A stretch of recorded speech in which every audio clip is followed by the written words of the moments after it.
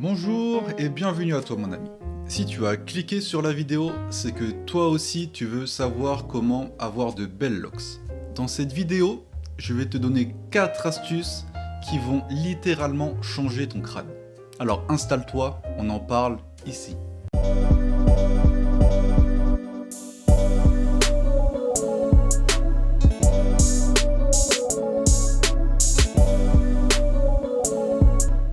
Tu as dû le remarquer, on est passé en 2022. Je ne vais pas te souhaiter bonne année, mais plutôt bon courage, parce qu'avec les temps qui courent, c'est chaud.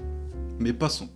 Je te parlais de 4 astuces qui vont t'aider à avoir de belles locks. Reste bien avec moi jusqu'à la fin de la vidéo, sinon tu risques de louper des choses. Vous êtes près de 70% à regarder mes vidéos et à ne pas être abonné à ma chaîne. Je trouve ça dommage, parce que si tu t'abonnes et que tu actives la petite cloche pour suivre mes aventures, ça m'aiderait énormément à développer la chaîne. Alors, la première astuce, elle est assez connue et c'est la plus importante à mon avis. C'est l'hydratation.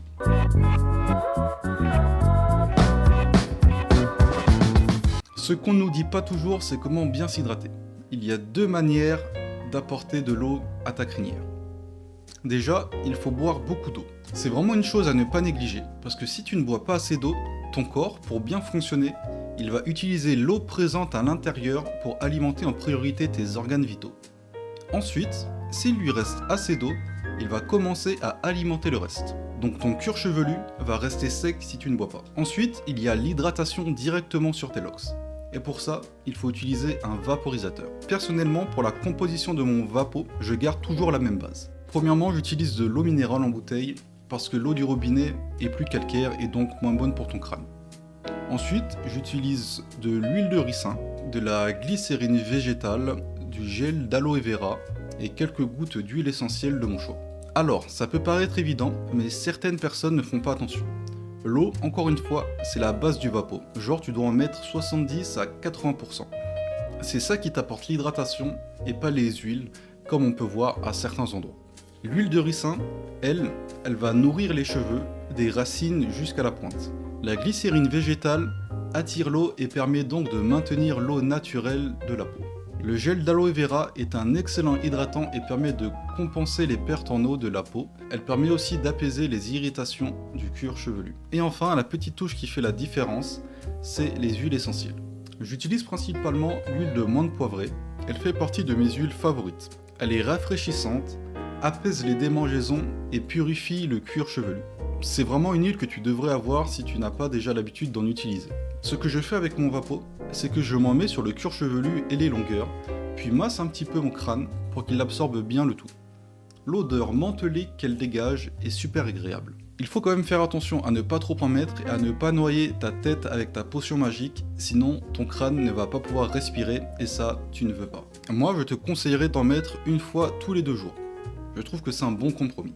Mais si tu sens que ton crâne est trop sec, n'hésite pas à en mettre tous les jours. Attention par contre, ne les hydrate surtout pas avant d'aller te coucher, parce que l'humidité combinée à ta tête collée à l'oreiller, ça peut te créer des champignons ou de la moisissure sur ton crâne et apporter de mauvaises odeurs. Et ça, on ne veut surtout pas. Une fois que tu as compris ça, c'est cool. Tes cheveux sont nourris, ils sont heureux et toi aussi. Mais si tu veux garder de belles locks, il faut les protéger de la poussière. C'est donc là qu'intervient la protection.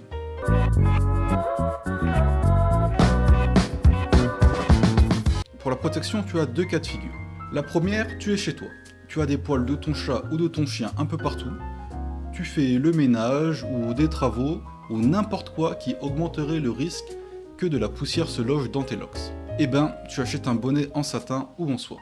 En dehors de ces cas de figure, il faut absolument le mettre la nuit. Et ouais, la nuit, tu ne contrôles pas tout ce que tu fais. Et c'est à ce moment-là où il faut mettre toutes les chances de ton côté et donc bien mettre ton bonnet, sinon tu vas avoir des petites poussières qui vont se loger dans tes locks. Pour les retirer après, c'est possible, mais si tu peux éviter d'avoir à le faire, c'est encore mieux. À la limite, tu peux dormir sans bonnet si tu as une tête d'oreiller en satin. Mais pourquoi le satin ou la soie?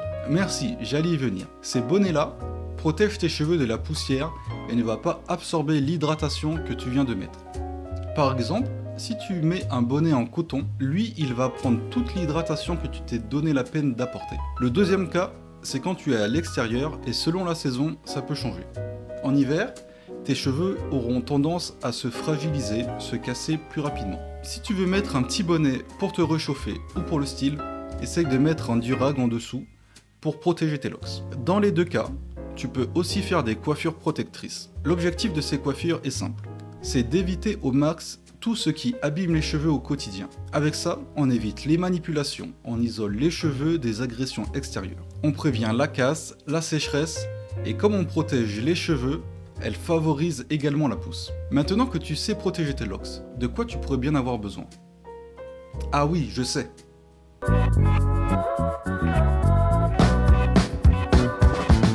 Tu as le choix, crochet latching, crochet broderie ou twist. Chacune de ces techniques ont leurs avantages et leurs inconvénients. Alors, tu le vois depuis tout à l'heure, c'est ma coiffeuse qui fait ma reprise au crochet latching.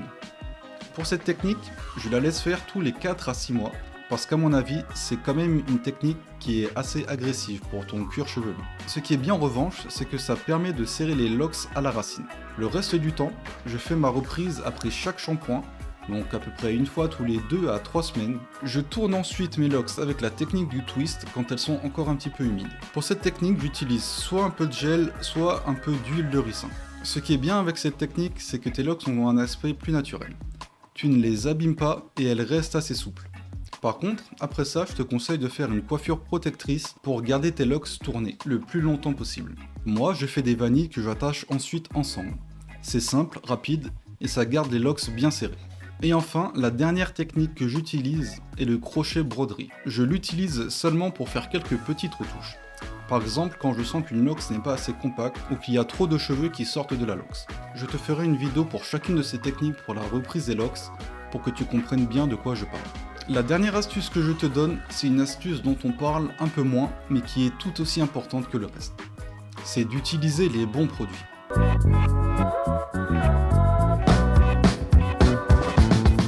Tes cheveux, dans leur vie, vont être en contact avec beaucoup de produits différents, que ce soit pour le shampoing, la reprise au twist ou l'hydratation.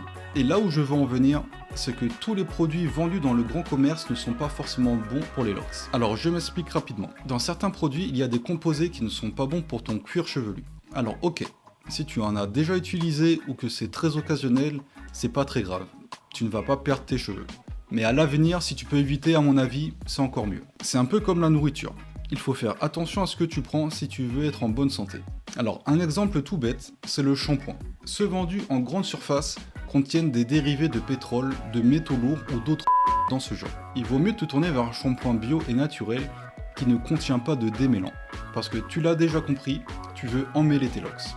Je te ferai aussi une vidéo sur les produits à éviter absolument si tu veux avoir des locks en bonne santé. Bon, après, j'ai déjà pas mal de vidéos que je dois tourner. Et avec mon pied dans le plâtre, je t'avoue que je prends un petit peu de retard, mais je fais de mon mieux. Voilà, la vidéo est finie, merci d'être resté jusqu'à la fin avec moi. Si tu as appris des choses, n'hésite pas à me dire ça dans l'espace commentaire, ça me fera énormément plaisir. N'oublie pas de t'abonner, n'hésite pas aussi à mettre un like, ça m'aide énormément à faire développer la chaîne et à référencer mes vidéos. Je te dis à la semaine prochaine pour une nouvelle vidéo, je te fais des bisous, porte-toi bien, ciao.